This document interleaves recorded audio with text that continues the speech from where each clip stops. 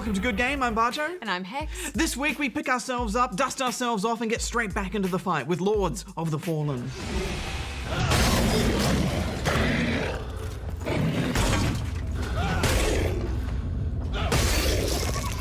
Also this week, a letter from a missing boy sets off a string of supernatural happenings in the vanishing of Ethan Carter.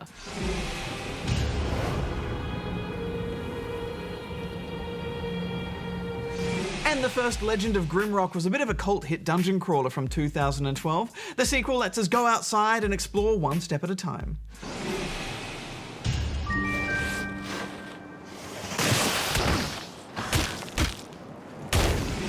But before all that, can you name the game for this week?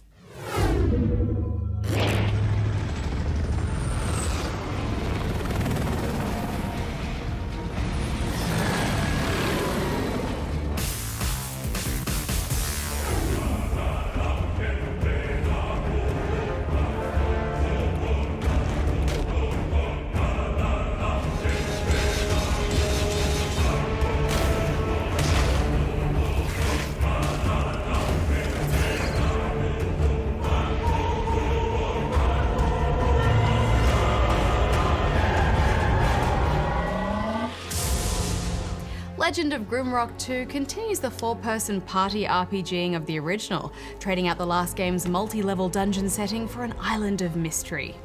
After washing ashore with your fellow shipwrecked prisoners, a bit of exploring uncovers notes mysteriously left for you to find. And you soon realise you've become someone's plaything in a monster-infested, trap-riddled labyrinth. Hex, at first I wasn't quite sure about this game moving to an outdoor setting because that rigid grid-based movement system just works so well for cramped interiors, but they've made it so much fun to explore. Yeah, and it looks great. While the adventure begins above ground, before you know it, you're descending gloomy stairs into creepy dungeons, sewers, temples, and then back above ground into foggy graveyards and bogs. This is all so much more non-linear than the last game. The map is huge and everything seems interconnected. And it seems designed purposely to stump you at certain points, which makes you have to go back and poke around different areas of the map, only to perhaps find something new there or a monster that you clearly are too weak to face. So you just ping about between problems. Yeah, and the puzzles are very tough, aren't they? I mean, it's almost as if some of them have been designed by Mensa to see if you're smart enough to join the club. I got stuck a lot. Me too. Some do allow for a bit of trial and error, mostly anything involving switches or giant sliding cubes. But there's so many that require a specific set of actions, and you've got the barest of cryptic clues to go off. I did enjoy the challenge though. Yeah, I think everything is tougher in this sequel. There are perhaps fewer monsters, but the ones that are there are nasty.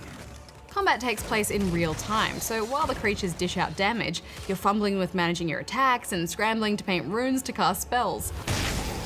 It's remarkable how well this system works. It's just so positively old school and yet compelling. The moment I sat down to play this game, Hex, I just did not want to stop. I'm in for the long haul. Let's keep going. One more turn. There's just such a good variety of foes, and they all require a different approach. Some charge at you, some debilitate you with poison or paralysis, and when you're creeping around expecting a monster to jump out at any second, you're rarely disappointed.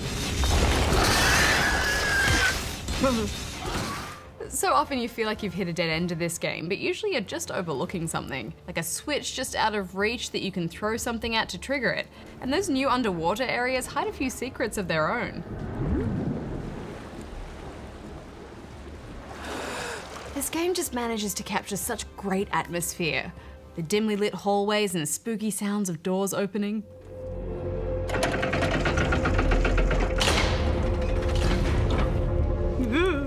The eerie sound design is great, but we haven't talked about the character creation. I love that there's a class called Farmer that only rewards you with XP for eating food. It seems silly, but because your whole party needs to constantly eat food lest you starve, it's actually an interesting spanner to throw in the works. Maybe you cop penalties of starvation so Farmer Boy can earn a new skill. Yeah, well, my ratling needs cheese, Bajo, so hands off. It's not just food you need to hoard, of course. You need to find arrows for your bows and even bullets for your firearms, which are a new addition. You're always scavenging. And still you end up carrying around items you think you may need for a puzzle or a scroll that has a clue on it. And you inevitably run out of space and need to start just leaving stuff lying around everywhere. I like that you can dig holes with a shovel now, looking for hidden loot. I dug everywhere. At least I could easily see where I'd been. Holes. The last Legend of Grimmrock game only had a boss fight right at the end. But this time, there are a few big boss monsters to stumble into. You know it's time to turn and run when a big long health bar appears at the top of the screen. Yeah, they can be really punishing. I love that little leprechaun guy that appears. He's a bit like the loot goblin from Diablo. Come here, you. Give me your stuff. Give me all your things. So annoying. This sequel really expands on the original in so many ways, and all for the best. It just steps everything up a notch. I really hope there's going to be a Legend of Grimmrock 3. I'm giving it 8.5. Something about this game taps into some forgotten childhood nostalgic gaming memories for me. It's just so intelligent too, challenging and satisfying. I'm going to give it 9. And now here's Goose with the news.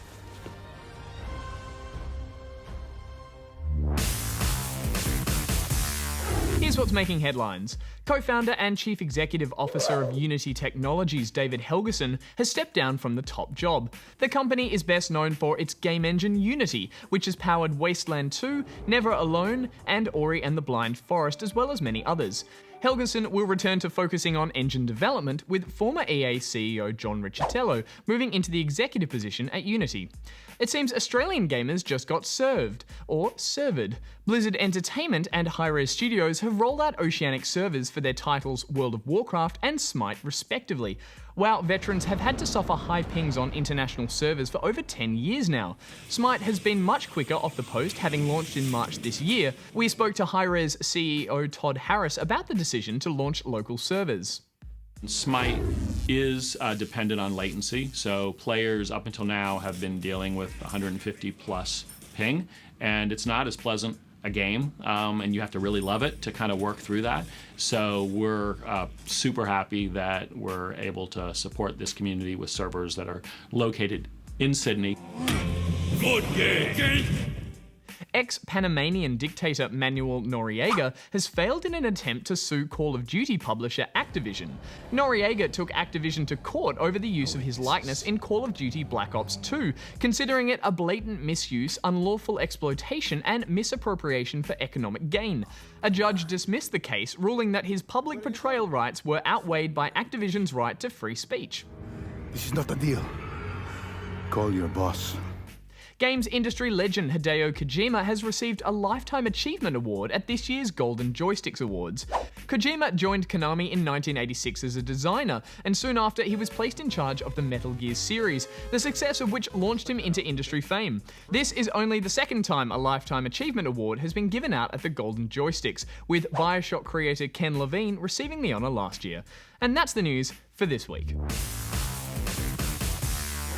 Thanks, Goose. From Polish developers The Astronauts comes the stunning narrative adventure The Vanishing of Ethan Carter. And when I say stunning, I mean jaw-dropping, take your breath away, holy crap, look at those sweet graphics, stunning.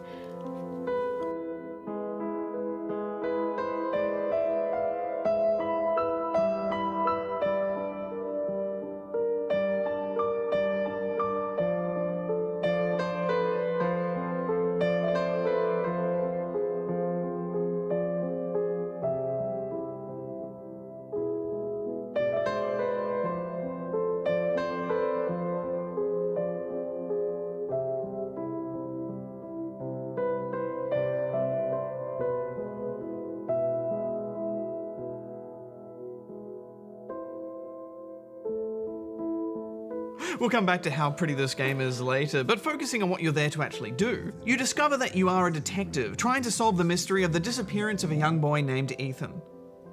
Straight away though, it throws up a disclaimer. This game is a narrative experience that does not hold your hand. I'm not sure how I feel about disclaimers, Bajo. It seems to me like when you need to say something like that at the start of your game, it's because you're trying to cover all your bases. Yeah, it's kind of like you could say there are parts of this game which are boring and broken, but it's supposed to be that way because it's an artistic choice. Yeah. Nevertheless, I launched forth into this non-hand-holdy narrative experience set on solving the mystery. In the first area, you're faced with a forest of traps. The more you explore, the more dangerous the forest appears. As you discover these deadly contraptions, you have the ability to sense what seems like a fragment of a memory, but the memory is blocked in some way. I have to say, I found it really hard to focus on the task at hand because I just kept walking around and screenshotting everything.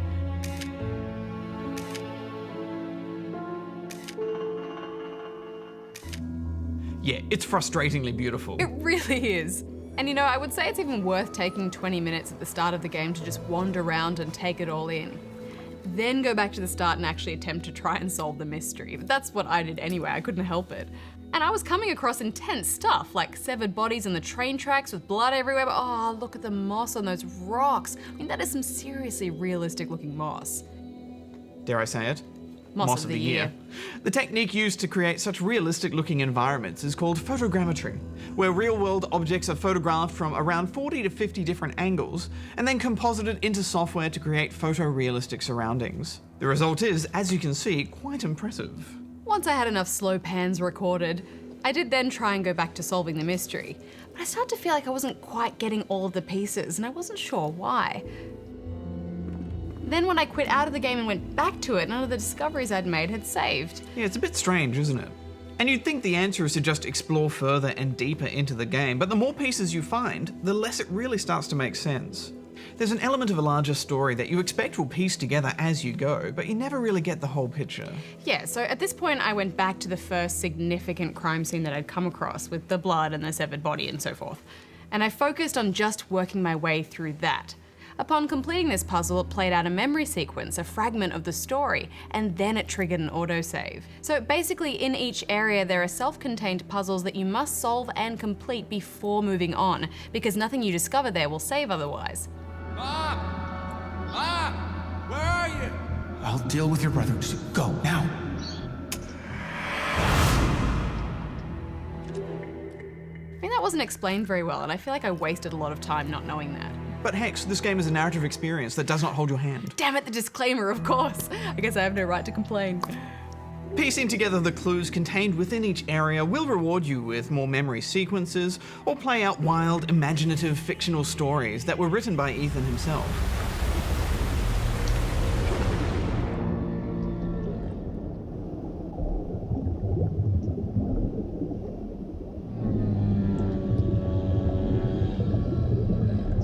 All of a sudden, the story will start to take shape, and you'll find yourself wrapped up in a very dark, very twisted tale. There is a very dark and very confusing haze around what is Ethan's fantasy and what is in fact the reality of what actually happened to this family. It was such an interesting way to craft a story, and that intrigue just drew me deeper and deeper into this game, Bajo. Yeah, you wonder if some of it is a psychological coping mechanism to deal with something truly horrific that may have happened to him. Or is there something supernatural and esoteric going on here? And these kinds of games are always so exciting because they allow you to explore the remains of something significant. You're retracing steps, piecing together scraps of information, and filling in blanks as you search through some ghostly past. And in the case of this game, all set within one of the most beautiful environments I think we've ever come across, Bajo. Yeah, absolutely. I love how this game makes me feel like I'm in a constant state of wonder and confusion. The puzzles themselves are quite straightforward most of the time. Simply find and replace missing relevant objects to trigger the memory from the past. But others are far trickier and will take some really clever thinking.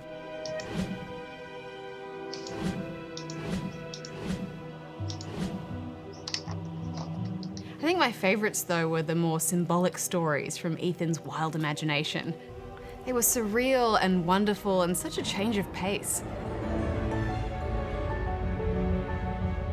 Absolutely. Once when we lost in a jump scare maze with a terrifying ghost miner. Oh, I hated that bit. I mean, I loved it, but I hated it. So much of this game had that sense of just falling down the rabbit hole, didn't it? As if the deeper you delve into this sordid mystery, the less a chance you have of getting out. What are you going to give it? I thought this was utterly breathtaking. This is how you tell a story like this within this kind of visual environment and keep the player engaged on multiple levels. And it just excites me so much that in the future all games might look this good. I'm giving it 8.5 out of 10 rubber chickens. Well, for me, for starters, I have my next 10 desktop backgrounds good to go since playing this. I could just stare at it forever, unbelievably beautiful. But more importantly, the story turned out to be the best part. I quickly forgot that small frustration I had at the start as soon as I started sifting my way through this dark and moody tale. I'm giving it 8.5 out of 10 rubber chickens as well.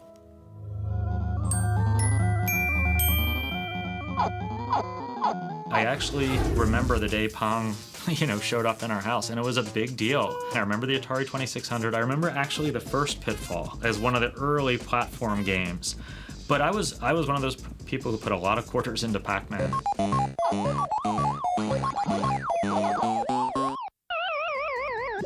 Never got into asteroids, but really got into Pac-Man. Like, I don't know, something about that got under my skin, and it's been fascinating in the years since then, kind of studying how that balance of challenge, reward, feedback, maps to neuroscience, to learning, you know, goes back to, I remember my early days playing Pac-Man and thinking, you know, if you could make learning as engaging as playing Pac-Man, there's something magical there.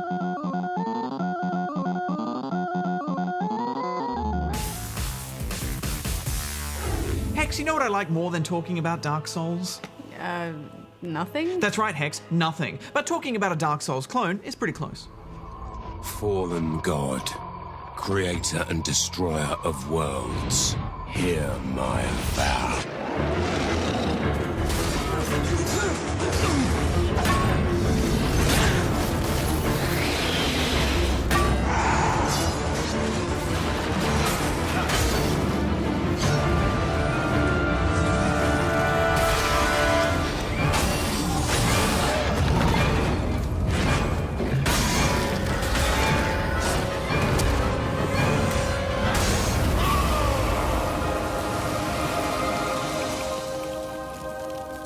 Lords of the Fallen is a hack-and-slash adventure game that takes more than a few cues from the Souls series.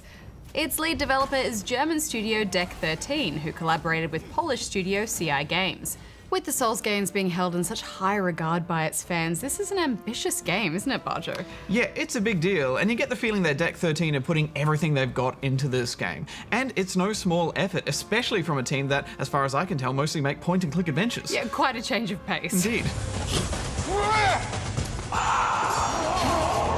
And unlike the Souls games, Lords of the Fallen has a more traditional narrative. You play as Harkin, the world's worst criminal, and also its greatest hope. An evil force of demons have invaded a monastery, and you've been recruited to help fight them back. Along the way, you learn more about weird experiments going on in the monastery and nearby prison. This has led to a dimensional tear, allowing an evil fallen god and his evil minions to teleport into the human world. It's a classic tale of people seeking power and messing with things they shouldn't. Luckily, Harkin is here to save them. Yes, but there's just one problem. Everyone in this world is just a little bit drunk. They say you fear no man. It's good to meet you. My name is Matthew. Tell me about that constellation on your ugly face. I thought not. Let's both keep our secrets. There's something strange going on here. I don't know what exactly. I'm exaggerating, but that motion capture is pretty average. Yeah, it's quite dated, and this guy isn't even upset that his arm's just been hacked off. Wait. You're not one of the monastics.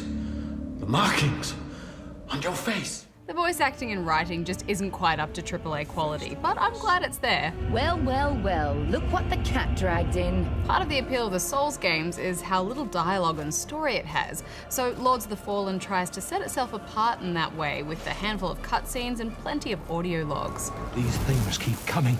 We fight back, but there are too many of them. I'm sickened to see them move. I also like that they have dialogue choice consequence options too. If your men were better at their duty, I wouldn't be here doing their job. Although how much impact these choices made in the grand scheme of things, I'm not sure, Bajo. Yeah, it wasn't obvious. Whatever you want, you won't get an answer from a dead man. Seems it's your lucky day, altar boy. Don't mind me then. But let's get to the meat of this game, the combat. Oh my, I felt right at home, Hex. Lock-ons, backstabs. The panic when a backstab doesn't go to plan. Leap attacks. Rolls, shield bashes. Switching to two-handed. Sneaking mid-combat potting. Stamina management. Gear balancing. Movement speed affected by weight. Oh, just drench those mechanics over me, I love them. It's all such familiar ground for Souls fans, but that also means it's going to be hard going for newcomers. And I haven't spent as much time in Dark Souls as you have, Bajo, so for me this was a bit of a trial by fire. But once you get to grips with the weapon play, it's quite a beautiful dance of blocks, swings, a bit of magic, and some heavy hits. I just love the crunch of metal against metal and how satisfying it is when those enemies go flying. Yeah, they've really nailed those impacts. I'm not normally a fan of swinging big, heavy weapons, but they just glide so majestically in Lords. Yeah. And when you start to work in charged attacks with combos, it's compelling and rewarding to fight any enemy you come across. I especially liked how if you time combos correctly, it costs less stamina. Yeah, how good are the combos? I usually find in hack and slash games when they get you to do these timed combos, you just get like a little crit bonus and it's always a bit messy, but not with this. There's just something about how they've timed the windows for when you can press a button and succeed that makes this a joy to chain blows. You can just swing those great big weapons all day. It's strategically very heavy on stamina management too, which is a good thing. You always want to have just a little bit left for a roll or a block, otherwise prepare to die. And that can be a hard thing to remember too when you're used to so many other games having free dodges and rolls. The weapons don't hit walls, they'll just go right through it, so it doesn't have that kind of environmental impact that we're used to with the Souls series. But the locations and fight setups are all pretty solid and will cause stress. You'll often be faced with heavily armored enemies that you just have to keep bashing away at again and again until their guard breaks, especially if you have weak magic. And then you get these fast-moving scary guys, which are quite intense, but the scariest of all is indeed the Warlock. Oh, his death rattle killed me so many times. There's not a huge variety of enemies, but they do have interesting creature design and solid AI. It'll make you stop and think about how to approach each fight, especially the bosses, which are exciting and challenging to take down. It's good to see that the boss fights have multiple stages too, and I quite like the little indicator in their health bar to let you know the next stage is coming. I quite like this guy who slowly sheds all his gear, and then does a move which I can only describe as fabulous.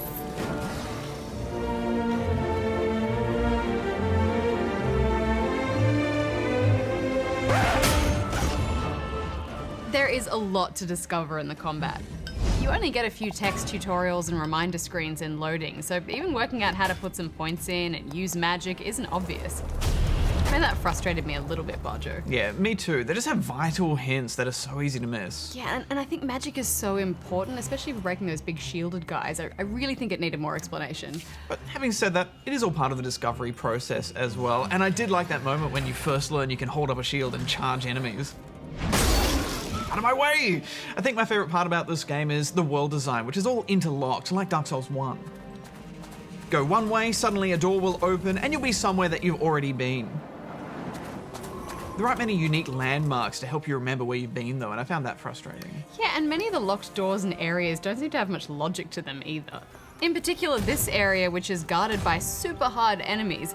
When you finally make it to the door, you get a magical barrier blocks your path and no other information, and then it randomly opens later. Ugh. Yeah, but it is exciting when you've been wandering around for ages and then you see a place and think, I have not been down that path, let's go. But yes, all those paths need to be more obvious, and that's my only real major criticism of this game. For example, right now, I'm actually on the final boss of the game, but I just can't get to him because there's some lever I can't find. I need to find the lever. Where's the lever, Hex? We reviewed this on PC, and there's quite a modern flair to the visuals. Nice backgrounds, lots of particle effects, and nice textures too. And great cloth, Bajo. Dare I say it? No, cloth. Yeah, man, it's too early to tell. Way too early to tell. It took me a little while, but the art style really grew on me, Hex. Me too. Some of those areas are just breathtaking. I like the shields as well, truly demonic. All the gear looks great, and I love that there are sets. Whenever I see that there's a set of something, I need the whole set. Even if I'm never going to wear it, I just need it all. Yeah, I like that you can look this awesome just a few hours into the game. Boss. There's heaps of gear too, and a solid room crafting system to mix things up a bit. Yeah, you can tell they've worked hard at balancing gear and weapons as well, especially swing speeds. And when you start to get epic and legendary gear, oh, it gets fun. My favorite go-to weapon was the delightfully referential My Axe.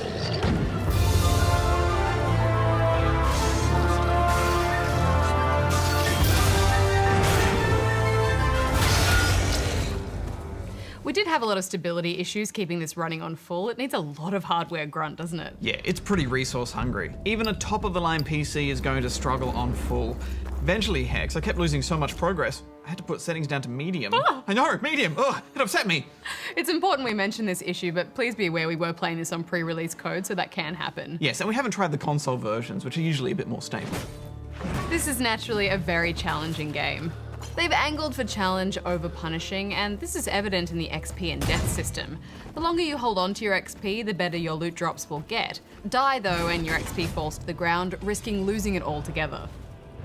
You can pick it back up again or use a consumable to get it back instantly, and I didn't like that because it's totally easy mode. But if you go back to where you lost your XP and don't pick it up, it will actually regen your health and energy. XP is always leaking from your drop point too over time. Great tweaks to this system, and another thing to separate it from being just a clone. Yeah, this isn't as big or as complex as the Souls games, and it has its rough parts. Also, it's not as long at around 15 hours. But there are those nice little mechanics that separate it enough to make it worth your time. It's still a dark and brutal game, which is good, but as always with this genre, it's not going to be for everyone. Yes, I think you're either in this camp or not. I think personally I'll be more on board with this style of gameplay in the future as this type of RPG evolves that little bit more. I like that you can't just waltz your way through. It's a real shift in how you approach hack and slash. Yeah, it's so nice to have a game where the enemies are better at killing you than you are at killing them. Look, you can tell this has been made with love, and imitation is often the highest form of flattery, and this has been polished in the places that matter. Hard-hitting, high-risk combat, so I'm giving it 7 out of 10. I just find it so encouraging that a game like this exists. I can't even describe how exciting it is to see those Souls design ideas and philosophies starting to fracture out into other games. I'm giving it 7.5 out of 10 rubber chickens. Not you again. Leave us alone. Hex, stop! Before you get on that ship, there's a question you need to ask yourself. No, Bajo, there's no time! There is time, Hex! If you don't, you'll regret it! Maybe not today, maybe not tomorrow, probably the day after that! But soon, anyway! Did you name the game for this week? Yes! It was Gears of War Judgment, released just last year on the 360. The game was essentially a series of playable flashbacks that tell a story of a mission that didn't quite go according to plan. The accused are denied any right to an attorney and may not question the authority of this tribunal. And it was our Name the Game for this week because it was written by Tom Bissell and Rob Outen. And Bajo, can you guess which game from this week's episode they wrote? No, I can't, Hex, but I'm sure you'll tell me. It was The Vanishing of Ethan Carter, a slight shift in tone and style for them, I think. Indeed. Well, speaking of variety, which is the spice of life, next week on the show we'll have plenty, including Halo, the Master Chief Collection.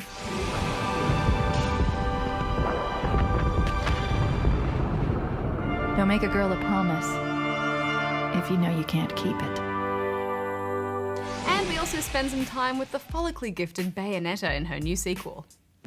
She wears hair as clothes. Jean's gonna wander Inferno suffering for eternity. Dim some brakes. And if you have a younger gamer in your life who likes Minecraft, then they might want to tune into Spawn Point this weekend on ABC3 because we have a Minecraft special dedicated to the blocky phenomenon.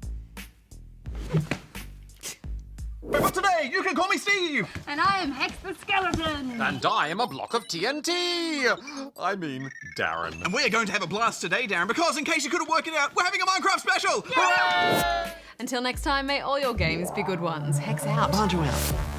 Sit down.